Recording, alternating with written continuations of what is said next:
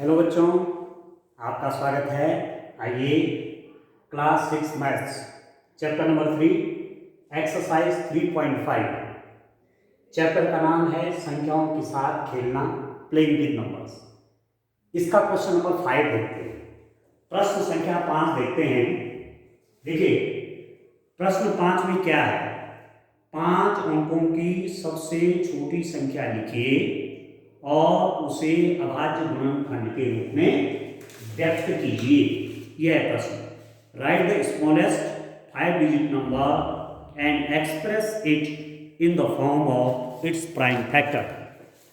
तो ये आप देखिए क्वेश्चन आपका question number 5, question number 6, question number 7 आप देखें डियर स्टूडेंट। क्वेश्चन को करने का प्रयास करते हैं। Question number 5, question 6, question 7 and question 8। ठीक हो गया।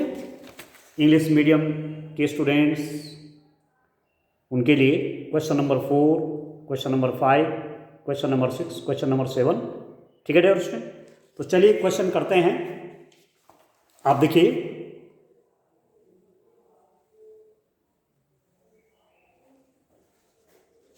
डियर स्टूडेंट, प्रश्न आपका है 5 अंकों की सबसे छोटी संख्या लिखिए। 5 अंकों की सबसे छोटी संख्या लिखिए और उसे अभाज्य गुणनखंड के रूप में व्यक्त कीजिए। Right the smallest 5 digit number and express it in the form of its prime factor. ठीक है डियर स्टूडेंट। तो 5 अंकों की सबसे छोटी संख्या, अब देखिए 5 अंकों की सबसे छोटी संख्या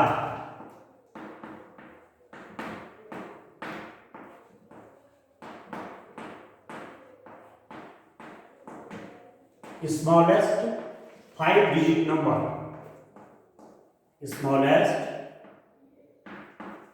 5 digit number, 5 digits number. Smallest 5 digit number है आपका। देखिए 5 अंकों की सबसे छोटी संख्या कैसे लिखते हैं आप? 5 अंकों की सबसे छोटी संख्या आप कैसे लिखेंगे? उसका तरीका है 1 और उसके साथ 4 जीरो आप लगा दीजिए। 1 2 3 4 5 डिजिट हो गए। और ये सबसे स्मॉलेस्ट है। 5 अंकों की सबसे छोटी संख्या ये आप जानते हैं। ठीक है। अब इसको आपको प्राइम फैक्टर में बदलना है।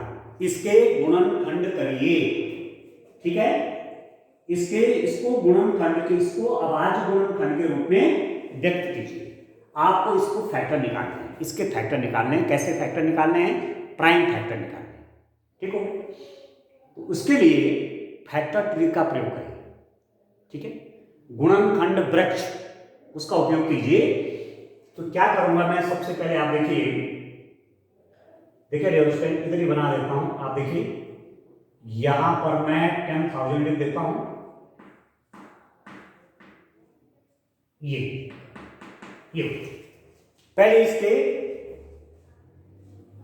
2 फैक्टर लिखिए। एक लिख दीजिए 5,000 और एक लिख दीजिए 2। 5,000 को 2 से मल्टीप्लाई किया तो 10,000 आ गया। आया नहीं? 5,000 गुणा 2 बराबर 10,000। अब ये क्या है? ये तो प्राइम फैक्टर है। इसके लिए देखते हैं, इसके फैक्टर करेंगे। अब इसके नहीं होंगे अब फैक्टर, ये तो प्राइम फैक्टर है, तो अभाज्य गुणनखंड है। अब इसके फैक्टर करते हैं। इसके भी आप 2 फैक्टर करिए। एक लिख दीजिए 1,000 और एक लिख दीजिए 5। ठीक है। 1,000 गुणा 5 बराबर 5,000। और 5 क्या है? ये अभाज्य गुणनखंड है, प्राइम फैक्टर है। अब इसके करिए 1,000 को क्या लिख दूंगा? आप देखिए डियर स्टूडेंट, 1,000 को लिख दूंगा 500 और दूसरा फैक्टर हो जाएगा 2।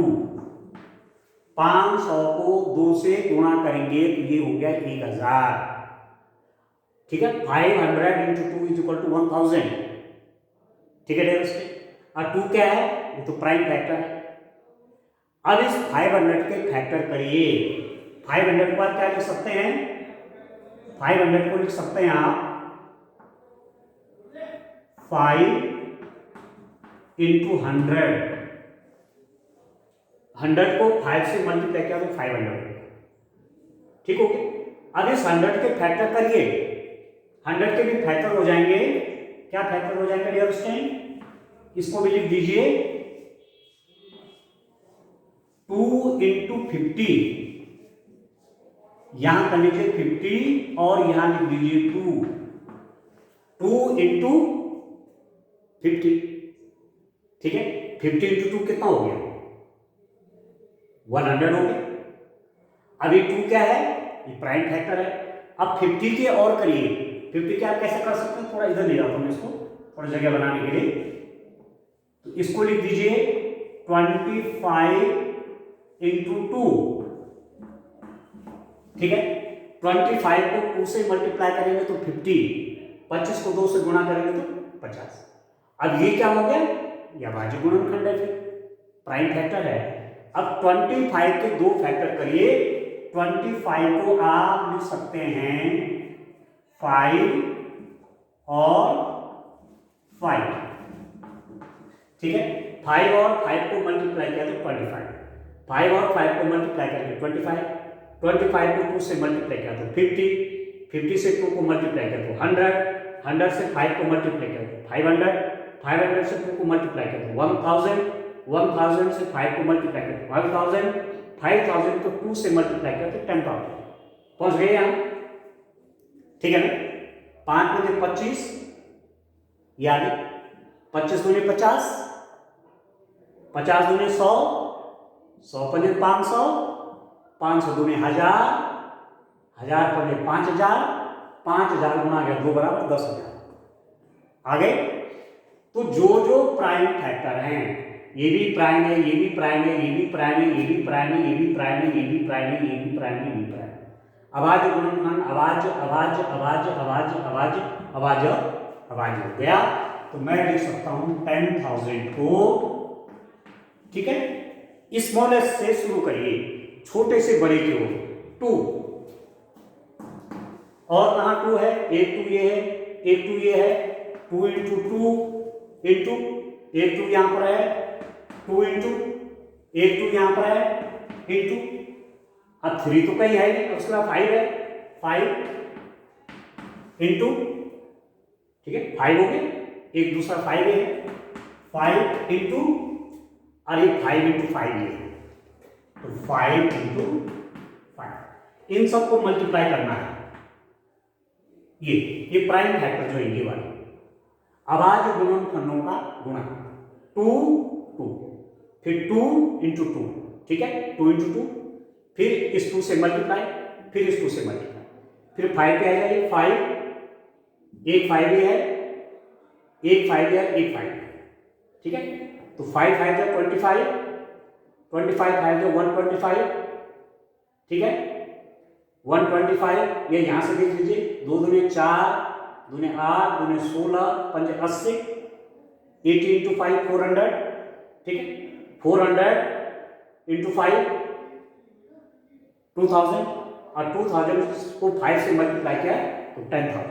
तो ये हो गया 10,000 के प्राइम फैक्टर, 10,000 के अभाज्य गुणनखंड। ठीक है, मुझे पूरा विश्वास है आपकी समझ में ये प्रश्न आ गया। अब नेक्स्ट क्वेश्चन देखते हैं, क्वेश्चन नंबर 6 की ओर चलते हैं।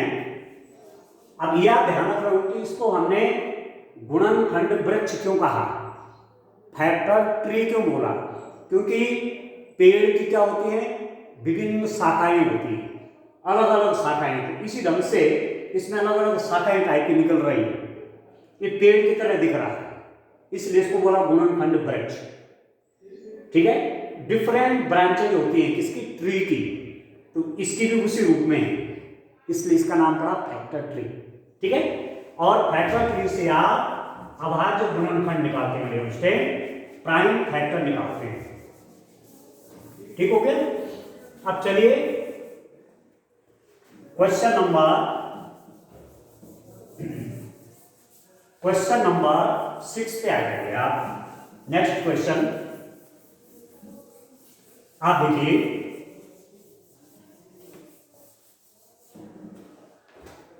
क्वेश्चन नंबर 6 देखिए डियर स्टूडेंट। क्वेश्चन नंबर 6 आपका क्या है? क्वेश्चन नंबर 6 है, आपको दिया हुआ है डियर स्टूडेंट 1729 के सभी अभाज्य गुणनखंड ज्ञात कीजिए और उन्हें आरोही क्रम में व्यवस्थित कीजिए। अब दो क्रमागत अभाज्य गुणनखंडों में यदि कोई संबंध है तो लिखिए। बड़ा अच्छा प्रश्न। Find all the prime factors of 1729 and arrange them in ascending order. Now state the relation, if any, between two conjugative prime. ठीक है दोस्तों। अब आप देखो 1729 इसके फैक्टर करते हैं, वही फैक्टर ट्री का यूज करते हैं। तो फैक्टर ट्री का यूज करिए, यहां पर लिख दीजिए 1729।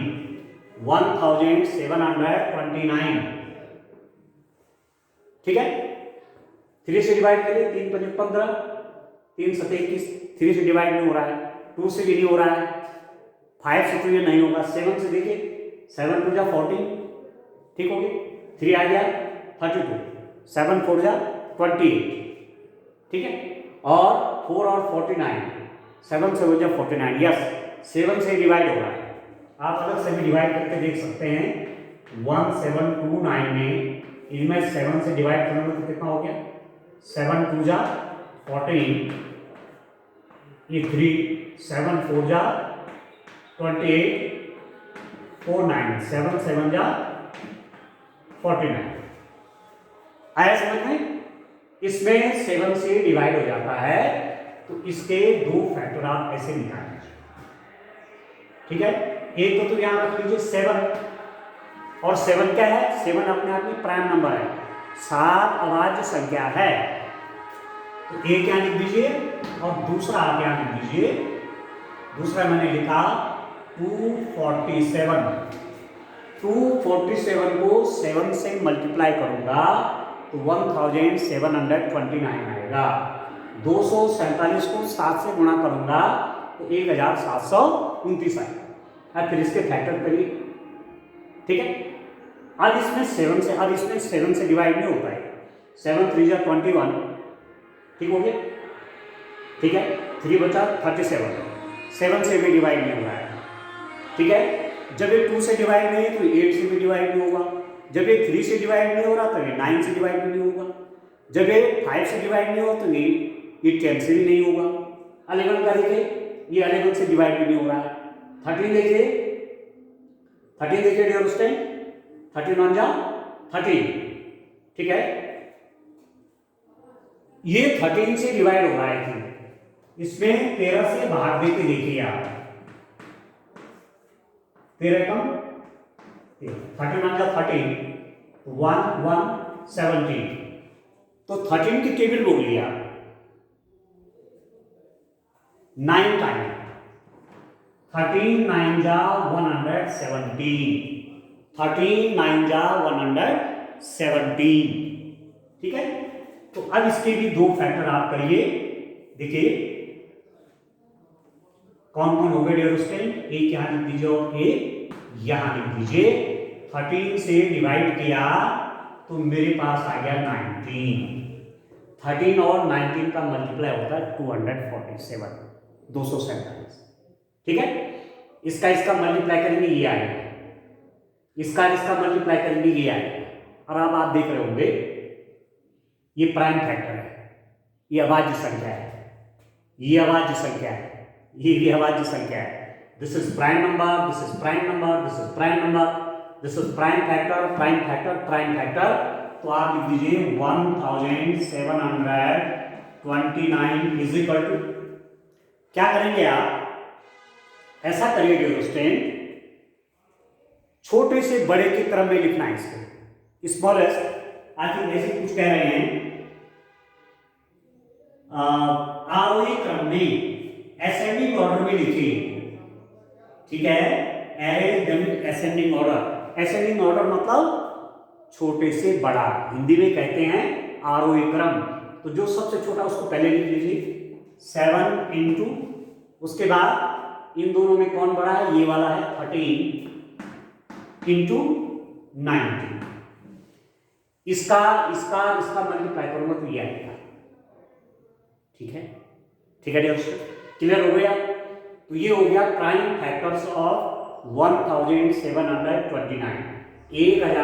1729 के अभाज्य गुणनखंड ये आ गए। अब क्लियर है। अब जब अभाज्य गुणनखंड हमें प्राप्त हुए तो इनमें क्या अंतर आ रहा है, 7, 13, 19 में क्या अंतर आ रहा है, 7 और 13 में अंतर है 6 का, 7 और 13 में अंतर है 6 का, 13 और 19 में अंतर कितना है, 6 का। इन दो का डिफरेंस कितना है, 6, और इन दो का डिफरेंस कितना है, 6।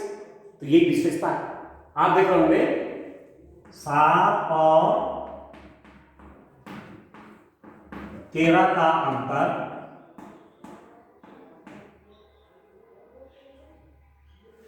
कुछ लिखने के लिए आपसे कह रहे हैं, यस, यदि कोई संबंध है तो लिखिए। तो आप ऐसा लिख सकते हैं, आप ऐसा लिख सकते हैं सरल रूप में, आप देखो क्रमागत अभाज्य संख्याओं में, क्रमागत अभाज्य संख्याओं में, क्रमागत अभाज्य संख्याओं में 6 का अंतर है, ठीक है, क्रमागत अभाज्य संख्याओं में 6 का अंतर है। Conjugative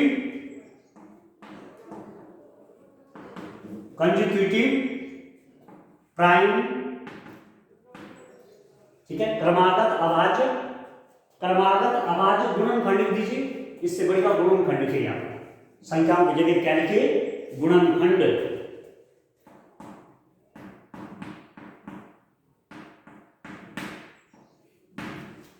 conjugative prime factors has the difference of 6। जो क्रमागत आपके प्राइम फैक्टर हैं, जो, ठीक है, कंजुगेटिव प्राइम फैक्टर हैं, उनमें 6 का डिफरेंस है, 7 और 6 13 में 6 प्लस क्या 90, ठीक है। Conjugative prime factors has the difference of 6, the conjugative prime factors has difference of 6, इसको हटा दीजिए, हैज डिफरेंस ऑफ 6, 6 का अंतर आपस में, इसका इसमें 6 का डिफरेंस है, ये यूनिट संबंध है, ठीक हो गया, ठीक है। अब चलिए नेक्स्ट क्वेश्चन करिए, क्वेश्चन नंबर 7 की ओर चलिए।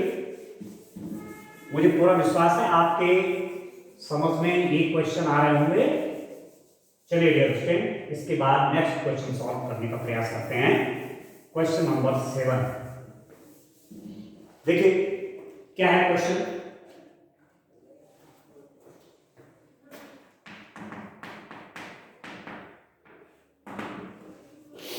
क्वेश्चन आप देखिए,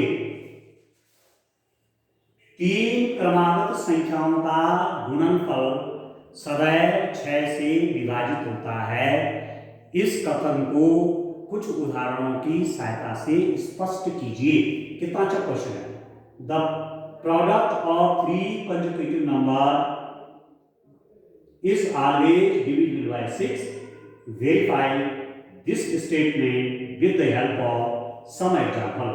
3 क्रमागत संख्याओं का गुणनफल सदैव 6 से विभाजित होता है। तीन क्रमागत संख्याओं का गुणनफल सदैव 6 से विभाजित होता है। ये आपको ये दिखाना है। तो आप देखो,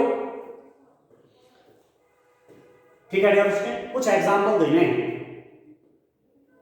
कंजिक्यूटिव नंबर, 3 कंजिक्यूटिव नंबर, 3 क्रमागत संख्याएं, क्रमागत मतलब क्रम से आने वाले, ठीक है, उनका योग तो कह रहे हैं ना, गुणनफल, 3 क्रमागत संख्याओं का गुणनफल, product of 3 consecutive number is divisible by 6। 3 क्रमागत संख्याओं का गुणनफल 6 से विभाज्य है। याद करें, सदैव 6 से विभाज्य होता है। अब आप देखिए, 3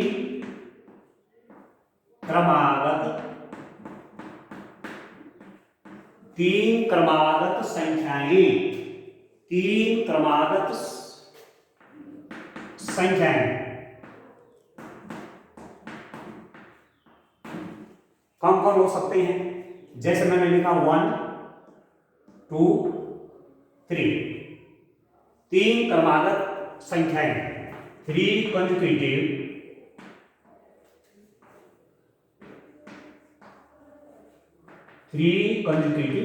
नंबर्स, 3 कंजिक्यूटिव नंबर हैं 1 2 3। प्रोडक्ट, इनका गुणनफल निकालिए। गुणनफल, इनका गुणनफल कैसे निकालेंगे? डिविजन मल्टीप्लाई कर लीजिए, 1 into 2 into 3 that is equal to 6। Okay, इन तीनों का गुणनफल आया 6। ठीक है, अरे 6 का 6 से विभाज्य है कि नहीं है? ठीक है, आप देखेंगे यह गुणनफल 6 से विभाज्य है, 6 से विभाज्य, ठीक है। This product is, dear students, आप देख रहे होंगे कि मैंने 1 2 3 का प्रोडक्ट लिया, और ये 1 2 3 क्या है? एक कंजिक्यूटिव नंबर है, क्रमागत संख्या है, इनका गुणनफल कितना है? 6 आया, ठीक है, ठीक है। और यह गुणनफल 6 से विभाज्य है, ये हमने देख लिया कि यह गुणनफल 6 से विभाज्य है। This product is divisible by 6। This product is divisible by 6, यह प्रोडक्ट 6 से डिविजिबल है, ठीक हो गया। तो इन 3 संख्याओं का तो हो गया, 3 क्रमागत संख्याओं का गुणन मैंने देखा 6 से विभाजित। अब ये जो 3 संख्या, इनका गुणन करो, ठीक है। 2 3 4 का गुणनफल, प्रोडक्ट ऑफ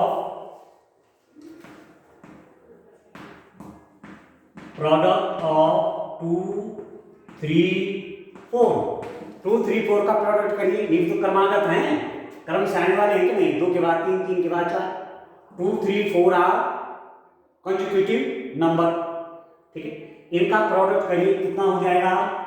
2 इंटू 3 इंटू 4, 4 3 जा 12 2 जा 24, 4 का 12 दूनी 24, और 24 में 6 से बाहर जाता है कि नहीं जाता है? 6 चौके 24। 24 is divisible by 6, 24 is divisible by 6। आप लिख देंगे 24 6 से विभाज्य है, ठीक है।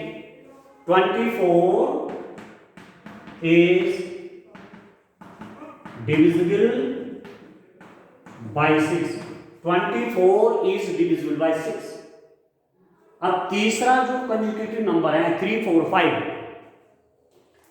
3 4 5 का गुणनफल,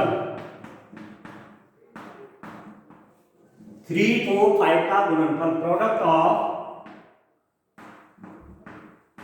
प्रोडक्ट ऑफ 3, 4, 5, 3, 4, 5 का प्रोडक्ट कितना हो जाएगा? 3 इंटू 4 इंटू 5, इन तीनों का प्रोडक्ट। 4 3 जा 12, 5 जा 60, 60 आ गए।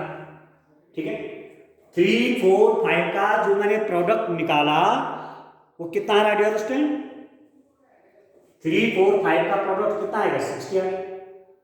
और 60 जो है ये 6 से डिविजिबल है कि नहीं? 60 6 से विभाज्य है कि नहीं? बिल्कुल है। 6 से इसमें भाग देंगे तो कितने बार आया? 10, 10 6 जा 60। ठीक है, तो यहां पर आप लिख देंगे, इसका मतलब क्या हुआ? 60 इज डिविजिबल बाय 6। 60 6 से विभाज्य है।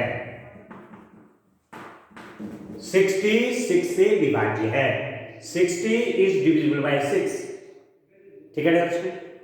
ठीक है, तो क्या रिजल्ट आया आपके पास? क्या रिजल्ट आया आपके पास? आपके पास रिजल्ट ये आया कि 3 क्रमागत संख्याएं मैं यदि लेता हूं और उनका गुणन करता हूं तो वे 6 से विभाज्य होती हैं।